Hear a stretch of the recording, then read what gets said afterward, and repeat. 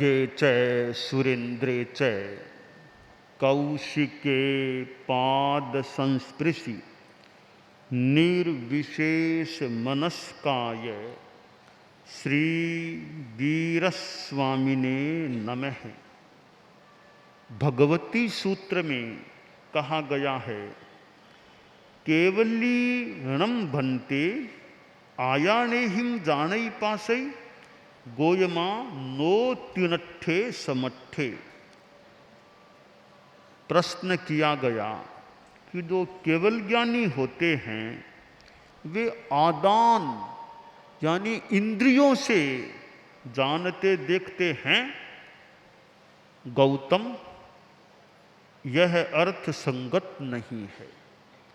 जो केवल ज्ञानी होते हैं वे अतीन्द्रिय ज्ञान, केवल ज्ञान संपन्न होते हैं और इंद्रियां, जो भाविंद्रियां हैं, वे क्षायोपशमिक भावजन्य होती हैं। चूंकि केवली तो क्षायिक भाव संपन्न हो गए हैं, क्षयोपशम भाव से ऊपर उठ गए हैं, इसलिए कुछ जानने देखने के लिए उनको इंद्रियों का उपयोग करने की अपेक्षा ही नहीं रहती है। जो केवली हैं फिर उन्हें सह इंद्रिय क्यों कहा जाए? वो तो क्षायिक भाव संपन्न हैं, सह इंद्रिय क्यों कहा जाए? केवली को सह इंद्रिय इसलिए कहा जा सकता है, द्रव्योंद्रियों की अपेक्षा आंख कान नाक, जो शरीर में जो इंद्रियां हैं हमें दिख रही है, पौद्गलिक इंद्रियां हैं, उनकी अपेक्षा से वे पंचेंद्रिय हैं।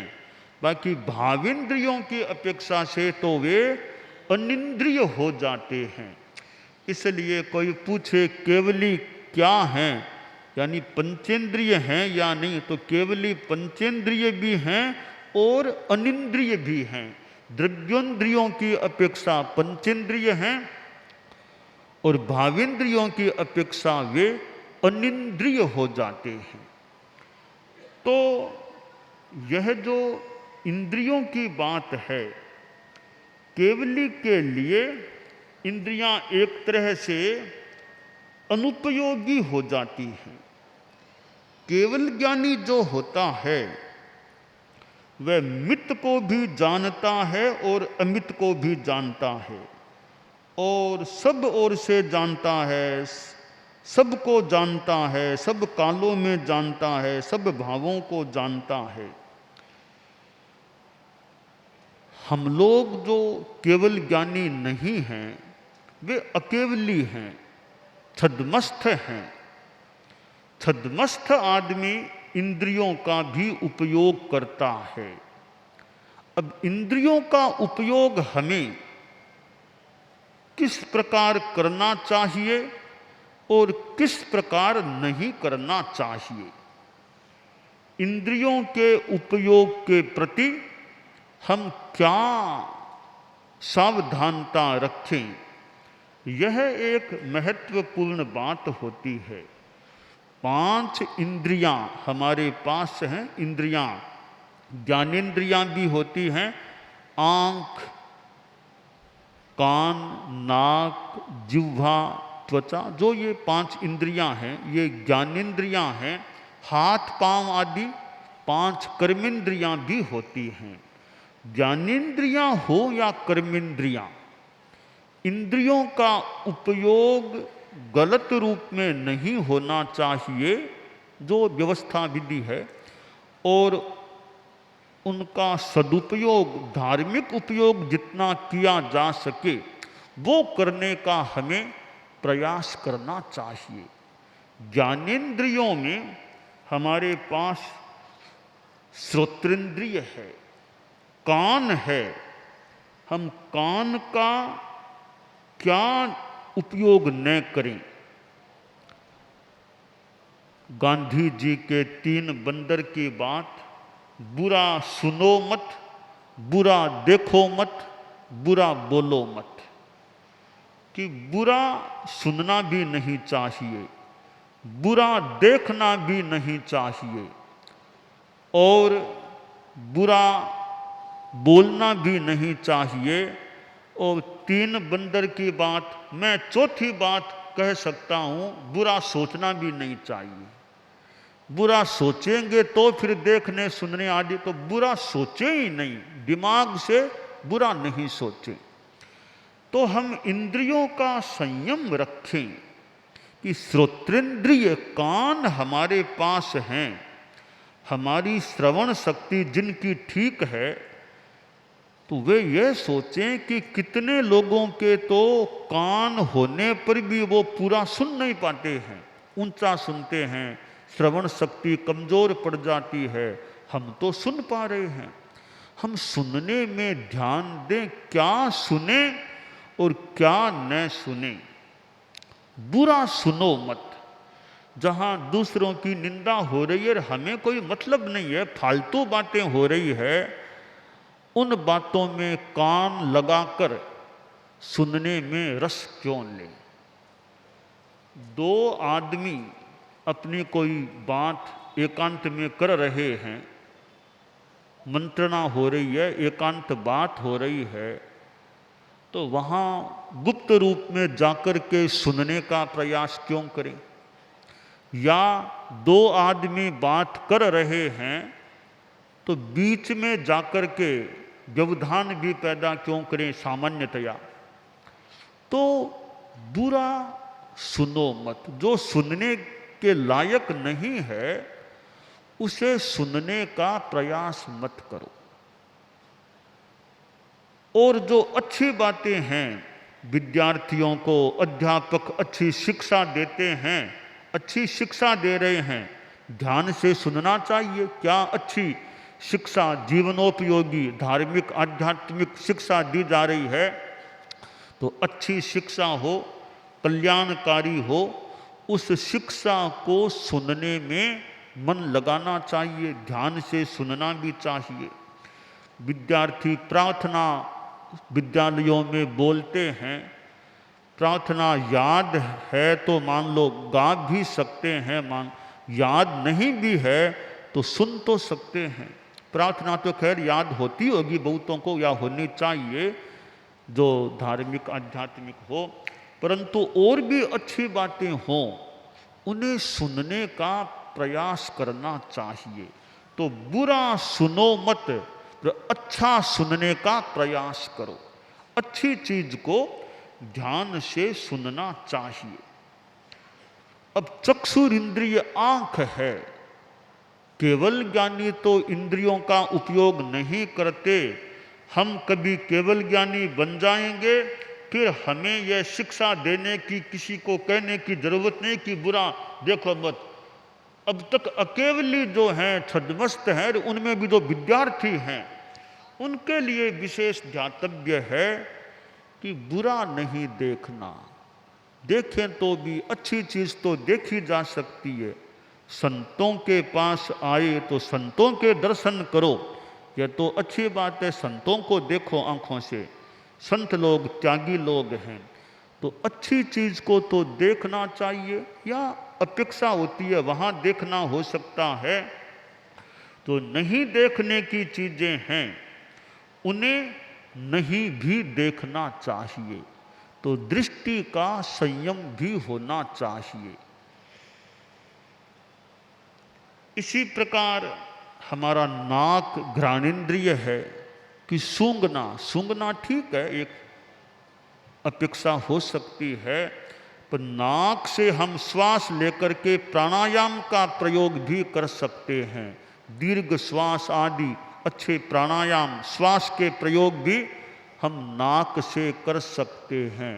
तो नाक का उपयोग एक प्राणायाम, वो भी संयम युक्त प्राणायाम करने में भी किया जा सकता है।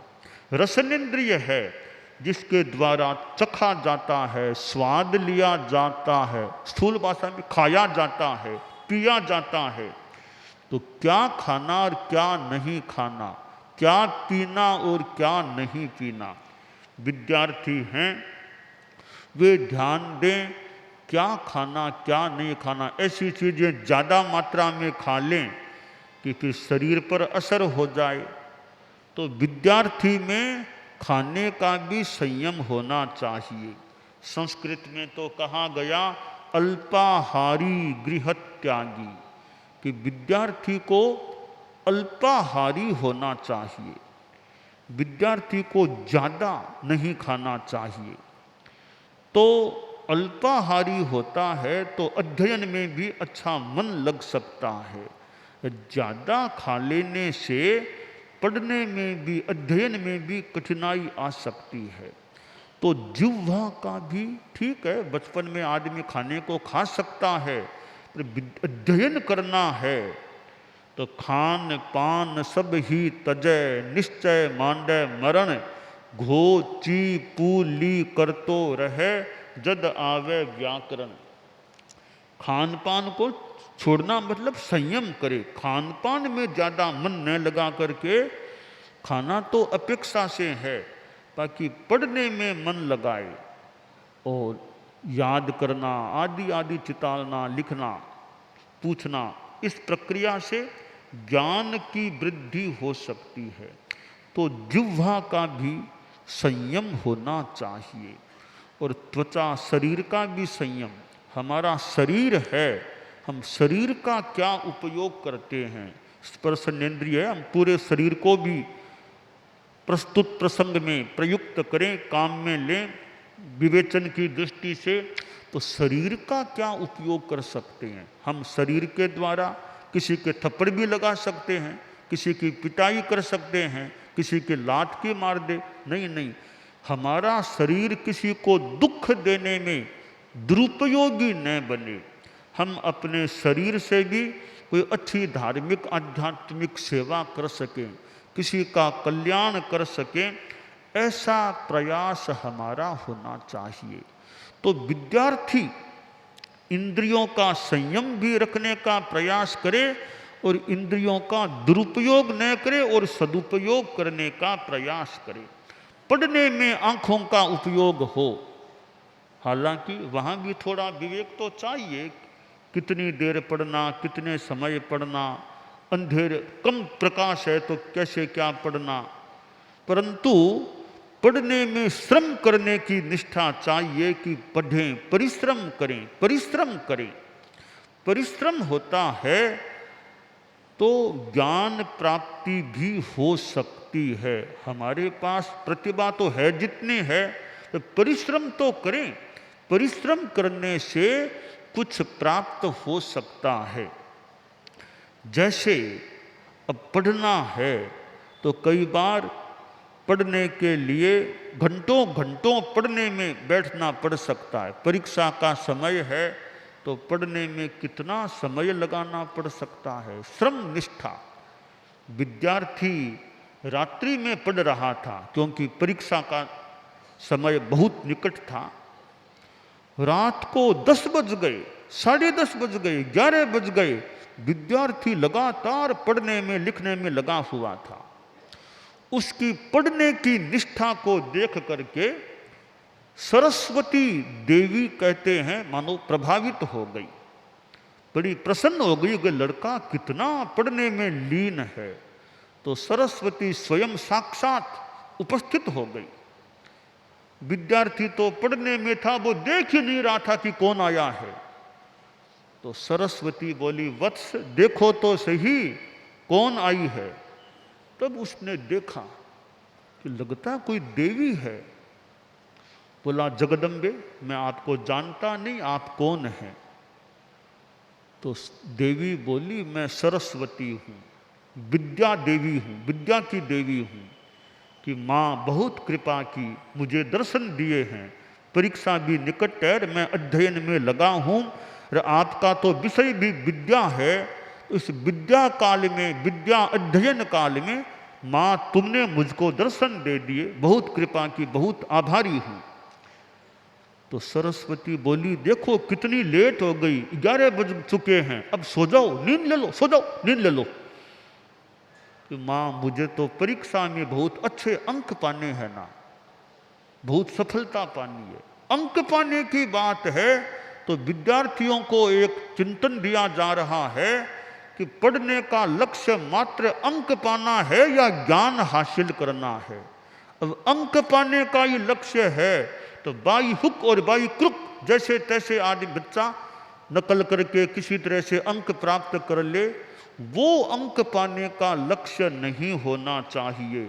अंक पाना प्रथम लक्ष्य नहीं है। प्रथम लक्ष्य विद्यार्थियों का होना चाहिए ज्ञान प्राप्त करना। अंक थोड़े कम आए कैसे, वो थोड़ी बाद की बात है। ज्ञान प्राप्त करना लक्ष्य होना चाहिए, केवल अंक पाना लक्ष्य न हो। हाँ, ज्ञान के आधार पर अंक पाना भी बुरी बात नहीं, पर ज्ञान तो नहीं करते, अध्ययन तो कम करते, अंक ज्यादा पाने का प्रयास करते हैं, वो बढ़िया नहीं। तो विद्यार्थियों में अंक पाना मात्र लक्ष्य न रहे, मूल लक्ष्य हो, प्रथम लक्ष्य हो, ज्ञान बढ़े, योग्यता बढ़े। तो वह बच्चा बोला, माँ मुझे तो अंक पाना, पर अंक भी मैं ज्ञान के आधार पर पाना चाहता हूँ, जैसे तैसे नहीं, नकल करके नहीं, मैं यथार्थ के आधार पर, प्रामाणिकता के आधार पर, अपने अध्ययन के आधार पर अंक पाना चाहता हूँ। मैं तो और पढ़ूंगा और पढ़ूंगा। सरस्वती बोली, चिंता मत करो, मैं तुम्हें वरदान दे सकती हूँ कि तुम्हें बढ़िया से बढ़िया अंक मिल जाएंगे। बोला, माँ बड़ी कृपा है तुम्हारी, मुझे मुफ्त के अंक नहीं चाहिए, मुझे तो श्रम करके अंक पाना है। कि मैं वरदान दूंगी ना, ज्ञान भी बढ़ जाएगा, अंक भी मिल जाएंगे। कि माँ अच्छी है, कृपा है, मैं परिश्रम को छोड़ना नहीं चाहता, मैं तो और पढ़ना चाहता हूँ। माँ बड़ी कृपा की, यहाँ पधारी हो। सरस्वती ने कहा, ये तो मानता ही नहीं, मैंने कितना कहे मतलब और पढ़ूंगा और पढ़ूंगा। तो सरस्वती बोली, ठीक है मैं आई हूं तो कुछ तो मेरी सेवा ले लो, कुछ तो मेरी सेवा लो। तो बच्चा सोचकर बोला, माँ एक काम कर दो, यह दिया जल रहा है ना, मैं दिए के प्रकाश में पढ़ रहा हूं। कोई पुरानी बात मान लो, आज से कोई 100-150 वर्ष पुरानी बात, गांव की बात मान ले हम, ये दिया जल रहा है तो माँ वो वहां तेल है ना, तेल ला करके इसमें डाल दो, दिया जलता रहे, मैं पढ़ता रहूं। सरस्वती ने सोचा, रे कितनी इसमें श्रम निष्ठा है, अध्ययन निष्ठा है। ऐसा बच्चा जो मेरा वरदान भी इसके लिए बाद की बात स्वयं के श्रम से आगे बढ़ना चाहता है। सरस्वती बहुत प्रसन्न हुई कि ऐसा भी विद्यार्थी है, ऐसे विद्यार्थी ही मानो मेरी शोभा बढ़ाने वाले हैं। तो विद्यार्थियों के लिए ध्यातव्य है, हालांकि यह तो विवेक की बात है, रात को कितना पढ़ना नहीं पढ़ना तो एक विवेक का विषय हो सकता है। मूल अंक पाना मुख्य लक्ष्य न बने, पढ़ाई करना, श्रम करना, उस आधार पर भले अंक मिले। नकल आदि के द्वारा अंक पाने का प्रयास विद्यार्थियों को नहीं करना चाहिए। जो अवैध तरीका है, गलत तरीका है, उस तरीके से पास होने का या अंक पाने का प्रयास नहीं करना चाहिए। तो हमारी चक्षु इंद्रिय है, आंख है, हम उसका पढ़ने में यथा औचित्य यथा संभवतया उपयोग करें। मेरे हाथ में यह शास्त्र है, जैन शास्त्र है, भगवती सूत्र है, और भी बहुत ग्रंथ हैं दुनिया में। तो अच्छे जो शास्त्र हैं उनको पढ़ने में समय लगाएं, और जो अपना पाठ्यक्रम है, कोर्स है, उसको भी मान लो पढ़ना हो सकता है। तो हमारी आँखों का उपयोग हम पढ़ने में, स्वाध्याय में करें तो केवल ज्ञानी है, उनको जरूरत नहीं है आँखों का उपयोग करने की। तो हम तो अभी केवल ज्ञानी हैं नहीं, हम तो थोड़े ज्ञानी हैं, इसलिए हमें तो अभी आँखों का उपयोग करने की भी अपेक्षा हो सकती है। हम इंद्रियों का सदुपयोग करें, दुरुपयोग न करें, यह हमारे लिए ध्यातव्य है।